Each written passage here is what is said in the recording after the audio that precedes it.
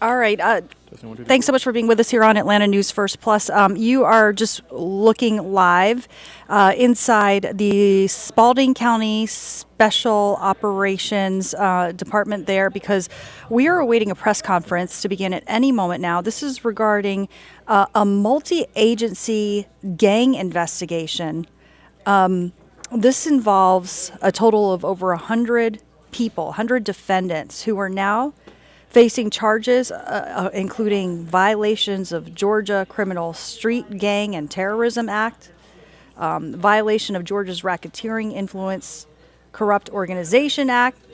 So some very serious allegations that these people are facing, and you can see authorities setting up to deliver this press conference, and it looks like they've got a number of mugshots up, on kind of the stands there for these media and other individuals, members of the public to look at.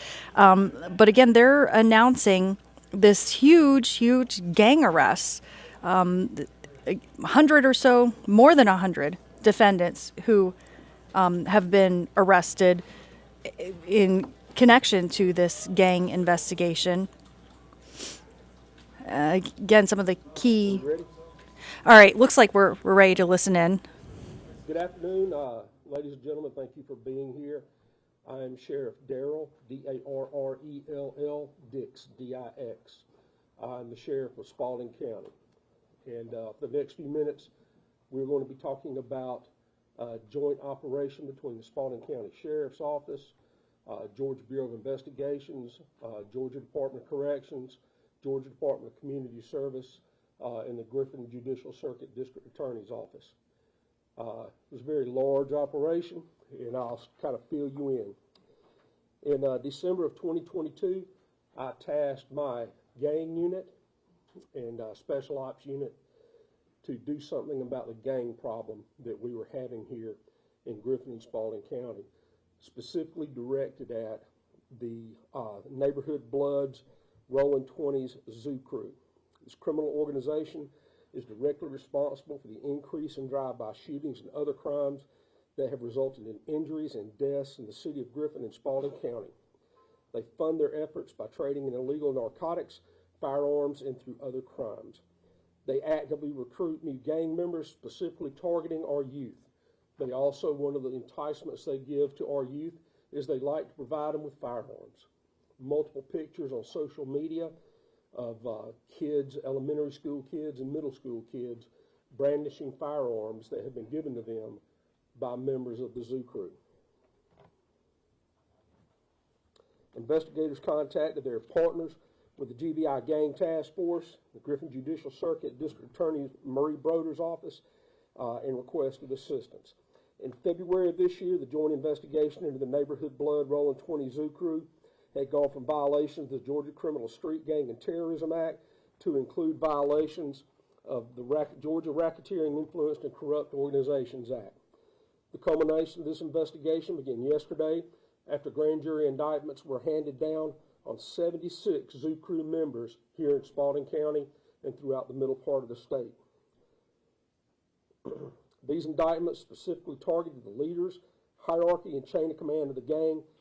And by the way, none of these people were indicted because of who they are, where they live, what they look like, or where they hang out, or who they hang out with.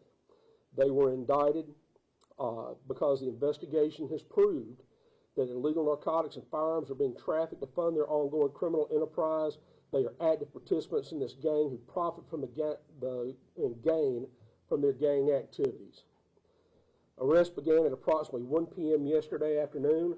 As of now, 57 of the 76 indicted gang members have been captured or are already in custody on other charges. Other jurisdictions are working with us to locate those who are outside of Spalding County. More than a dozen search warrants have been executed since this investigation began, and more than 25 firearms have been seized from gang members. I'm proud of the work the men and the women of the Spalding County Sheriff's Office do every day. I'm proud of the Spalding County Special Operations and Sting units, the GBI agents assigned to both their gang and drug units, and the district attorneys, all that they accomplished along with the district attorney's office in this operation. They work in unison, they work hard, and they are the best of the best. And I'm telling you right here, folks, I would put our special ops and gang unit and the GBI's gang unit and their drug unit and our district attorney's office up against anybody when it comes to investigating gangs, their knowledge of gangs, and prosecuting gangs in Georgia. I stand right beside them with that. Criminal street gangs in Georgia have affiliations and ties to other criminal street gangs across the nation, and they are not wannabes like we hear all the time. Those days are gone. They are not wannabes, and they're not kids who just play a game of make-believe. Their victims don't make-believe. They are shot by wannabes, and the parents of these victims don't believe they're playing make-believe when they get called to the hospital where their kids have been shot and injured or imprisoned because of gang activity. If you don't believe me, talk to the parents and family of Jacaris Holland, a young man who was graduating college, had his own business. Jacaris was loved by his family and friends. He was traveling up North Hill Street here in Spalding County when gang members pulled up beside him, filled his car with holes. He stepped out of the car that he was in and collapsed in the middle of the street.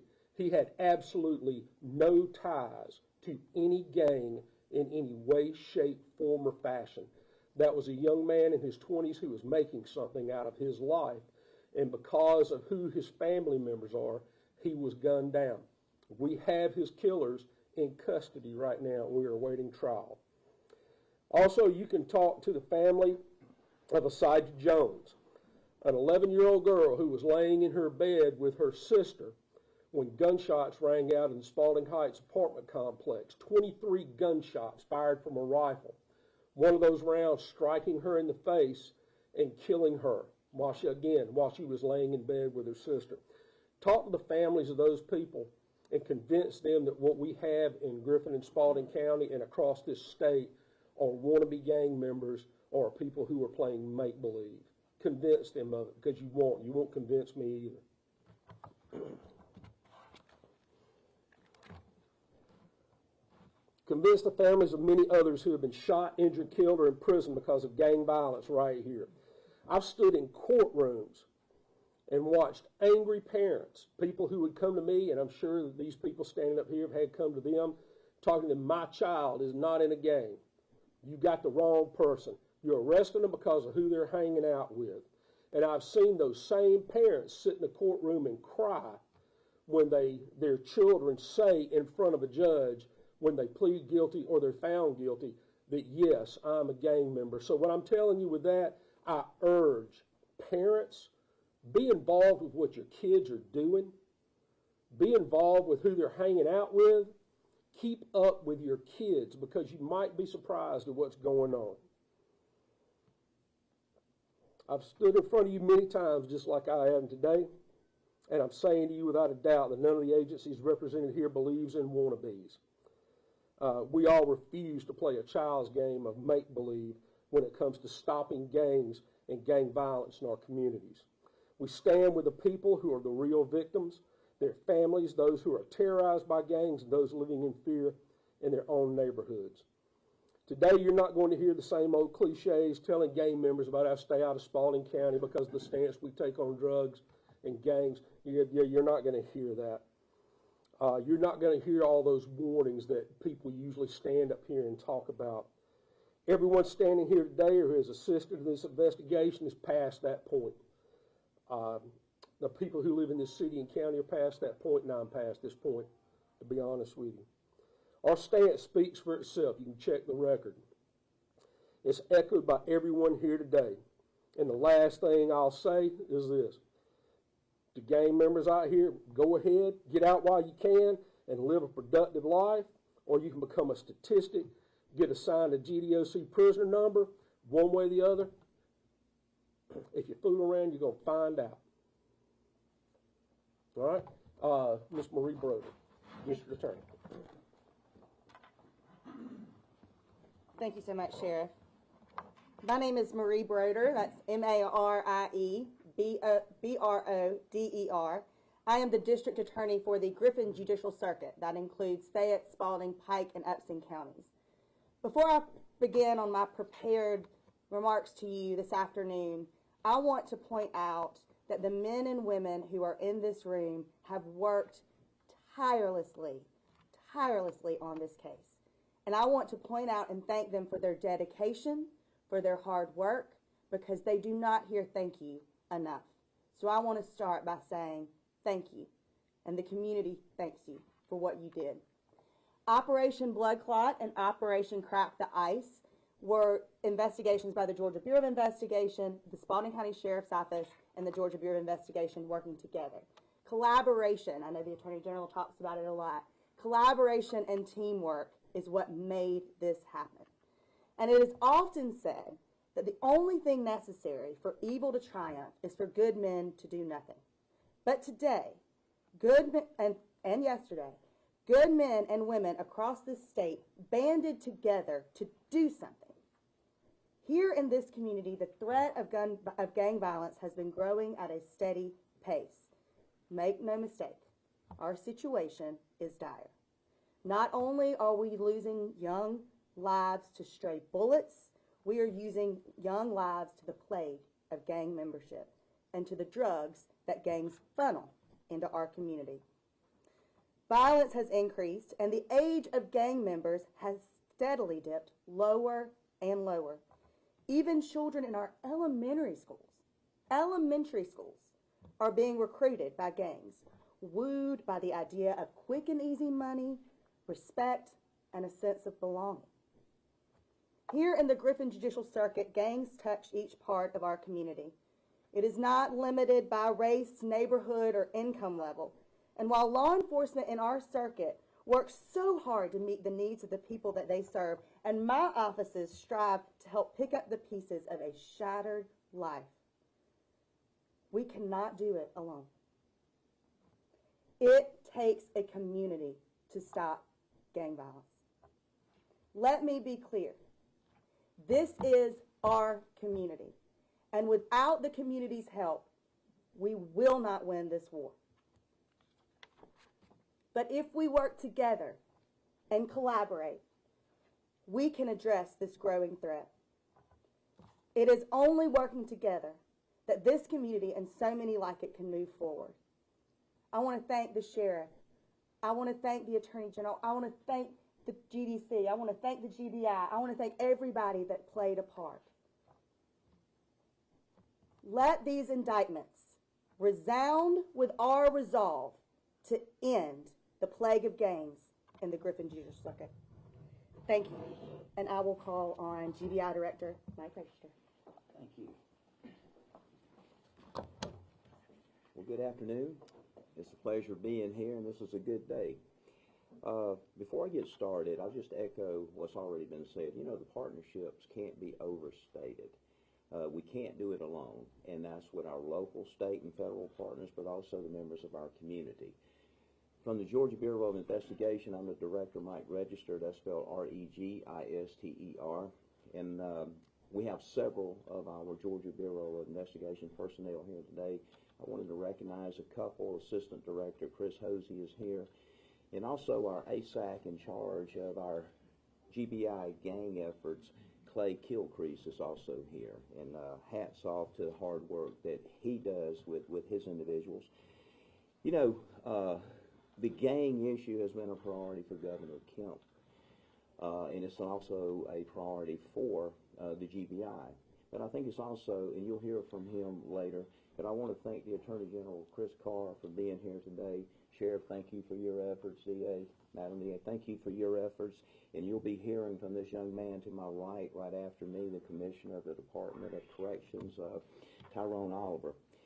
Very complex, and I'm going to try to walk you through the investigation because it is a complex investigation, and you'll see as we talk about the investigation, there's so many moving parts, and it's so comprehensive.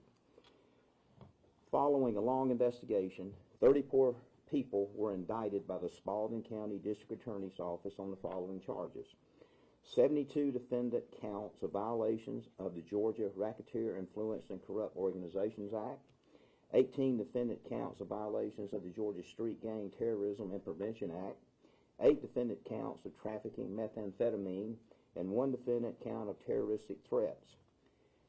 In late 2020, it was determined that Ghostface gangster Chad Ashley Allen, serving life sentence at Georgia State Prison in Tattnall County for murder, was in coordination with Mexican drug trafficking organizations to be called DTOs.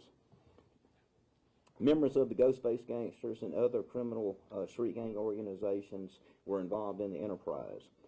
Allen's illicit activity spans the state of Georgia, including, but not limited to, Spalding, Butts, Fulton, DeKalb, Gwinnett, Rockdale, Newton, Troup, and Tattnall County. Between April 2014 and September 22, the men and women who have been indicted participated in a pattern of racketeering activity as part of the criminal enterprise led by Allen. The organization spans from Mexico and throughout Georgia, distributing methamphetamine, fentanyl, and heroin in coordination with criminal street gang members throughout the state and associates who were party to the enterprise within and outside the Georgia Department of Corrections. This criminal enterprise committed numerous crimes, including but not limited to drug trafficking, assaults, and also firearm offenses. The conspiracy involves a pattern of criminal coordination in which Allen sourced illicit drugs from Mexico via Mexican DTOs. Allen then recruits a system of street-level distributors to fulfill requests for enormous amounts of methamphetamine and other dangerous drugs. These conspiracies were coordinated using contraband cell phones, which were smuggled by co-conspirators in public to co-conspirators incarcerated within the prison. These contraband cell phones were used to coordinate with co-conspirators, both incarcerated and civilian, in exchange for considerable amounts of illicit earnings laundered through mobile banking applications. The analysis of records recovered from these contraband cell phones, social media platforms, and infiltration of the criminal enterprise by undercover law enforcement officers was vital to the success of this investigation, plus good old-fashioned police work and investigations. The investigation revealed a conspiracy to traffic vast amounts of methamphetamine and resulted in the recovery of numerous firearms, including ghost guns. And when we talk about Allen and his mentality, this is a quote directly from Allen, who is serving a life sentence. "We are fixing to go back to hands-on 24/7 crime. We are a criminal organization, not a Boy Scout troop." That's a direct quote from him. And I said, you know, the participation in the partnership has just been phenomenal. And I'd like to specifically thank the departments that were involved in this. Our Georgia Department of Corrections, Homeland Security Investigations, Atlanta Gangs Division, the Spalding County District Attorney's Office, the Spalding County Sheriff's Office, our GBI West Metro Regional Drug Enforcement Office, Griffin Police Department, the Gwinnett County Sheriff's Office, the Butts County Sheriff's Office, and the Troup County Sheriff's Office. And so you see it's really been a group effort to do this, and you see the fruits. And as the sheriff said, you know, we're committed to making Georgia a safe place for all our citizens to live and a safe place for all our children to be raised in. I'll be followed next by our Commissioner, Department of Corrections, Tyrone Oliver.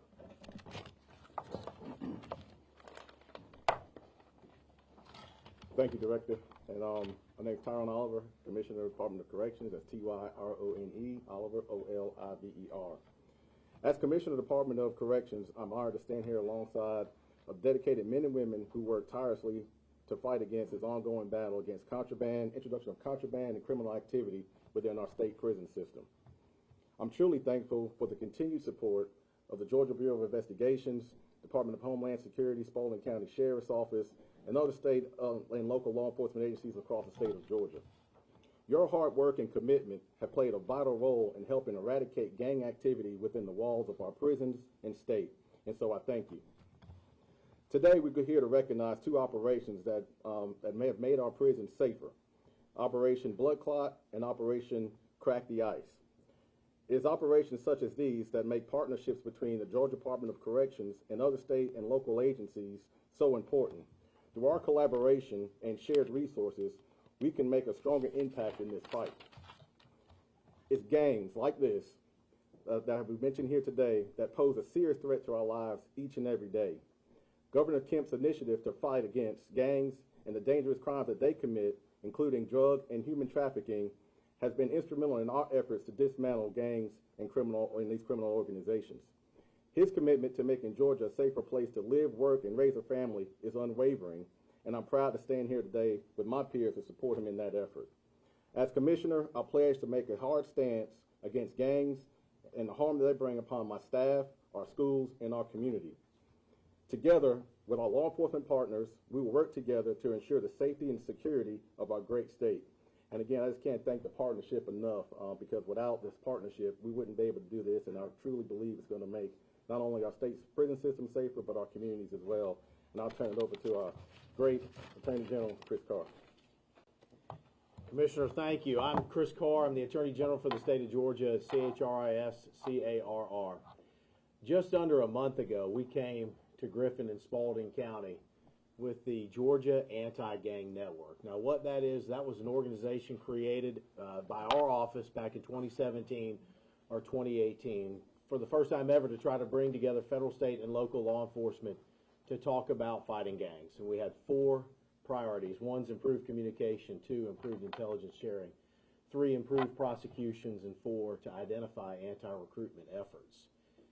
This operation is a prime example of what happens when you come together, you leverage your assets and your resources to do one thing: keep the people of this state safe. I cannot commend this group, and you see the different groups of folks from the federal to the state to the local level that came together to do just that. Because in Georgia, and Director Register just said it, from the governor to the legislature to our office to everybody, to the sheriff to the DA, we have said we are going after criminal street gangs in this state, that it is unacceptable to sell guns or drugs or human beings or steal benefits or cybercrime, whatever it may be, on the backs of Georgia's citizens.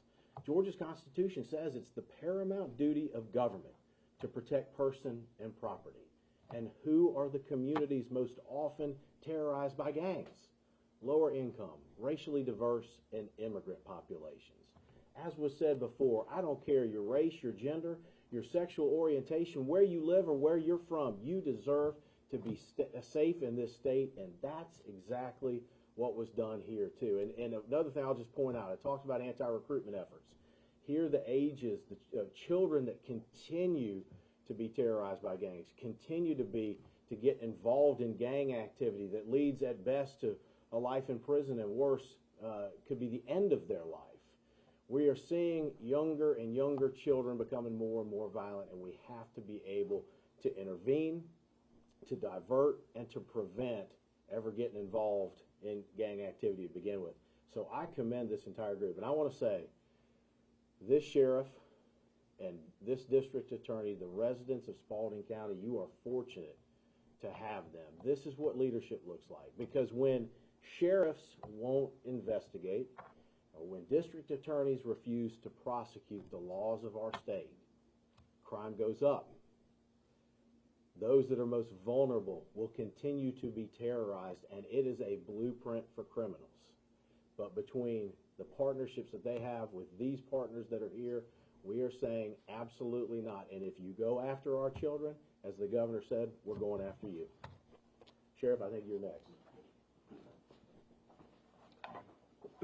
Thank you, everybody that was on the panel. Thank you very much for your comments, and especially thank you for your support, and friendships. Because I think that's one of the things that helps drive this, is that we all know each other. We can pick up the phone and call each other at any time, and I think that goes a long way. There are no egos in this room. It's not about any of us standing up here. It's about protecting the community. So, does anybody have any questions? Sheriff, can you clarify the number of arrests? Yes, ma'am. Arrests right now are at 57. We have 19 that are still wanted. That's not counting Operation Crack the Ice. That is just from Operation Blood Clot that we did right here. Sheriff, approximately how many shooting incidents would you say that this group has been responsible for? I would say from January 1st until March 31st, there were a total of about 35 shooting incidents, and I would say that this group is probably responsible for at least 50% of them, this one group. Is that just here in Griffin Spalding? Yes, ma'am. Yes, ma'am. Jeff, can you talk a little bit about the challenge of trying to stay ahead of this? I know the recruitment is always happening, even with these indictments, there are more people out there, and, you know, the efforts will be continuing on their part. So talk about the challenge of trying to stay ahead of this. Yes, ma'am. You know, we talked about how we tried to get into this, and as you've heard the term many times before, cut the head off a snake. Unfortunately, I haven't seen anybody in the 36 years that I've been in law enforcement find that snake. So you have to just keep going at what you can go at. A lot of these people are emboldened because of the current state of society that we're in right now. And younger people are getting drawn into that more and more. If you take a young child or a young person who comes up in a neighborhood, who comes up in an area where they don't have opportunities, you know, a trip to Walmart to them is a big thing. You know, everybody in this room right now, if you wanted to get in a car and you wanted to drive to the beach, you could drive to the beach. If you wanted to drive to the North Georgia mountains, you could drive to the North Georgia mountains and see how beautiful this state is. But there are a lot of young people here in every area that is affected by gang problems that will never step foot across their county line or the city limit sign where they live. So they're easily swayed to do these things because they see that as a way out, especially the younger people who want to be loved, they want to be involved, they want to have belonging in something. And a lot of times these issues start out very innocuous with young people, and they just get drawn in the beginning, and it gets worse and worse and worse. And by the time it gets to the point that they are violent offenders like the people that we deal with now, it's because they've been groomed into these positions from the very beginning. They've been groomed to trust certain people. They've been groomed to trust their leadership. So whatever their leadership says, that's what they do. And a lot of them, they don't have, at their young ages, they don't have the ability to realize what they're doing, the severity of what they're doing, and the consequences of what they're doing. And that's what's so disturbing. That's what's so disturbing. Sheriff, can I say one thing about recruitment? Yeah. One other thing, too, I mentioned that we're trying to identify programs where we can intervene and prevent. However, just this past session, Governor Kemp, our office, and the legislature worked on SB 44, which will provide mandatory minimums for adults that recruit children into gangs. 10 to 15 years for the first offense, 15 to 25 for the second. And the reason is we think it's unconscionable for an adult to take advantage of a child. And in Georgia, now you're going to pay the penalty. Anybody else? Sheriff, what would you say to somebody who is being actively recruited to join a gang? Stand strong. Being recruited into a gang and being a follower doesn't make you a grown-up. It doesn't make you a man. It doesn't make you a woman. It takes a real man or a real woman to stand aside and say, no, I'm not going to be a follower. I want to be a leader. I want to be somebody who stands up. The problem is I can stand up here and say that all day long, but if they don't get the support in their homes, they don't get the support in their communities, they don't get the support from their friends and their peers, you know, it doesn't last very long. But the best thing I can say is don't do it. Don't get involved. Don't stick your foot in the water just to see what the temperature is.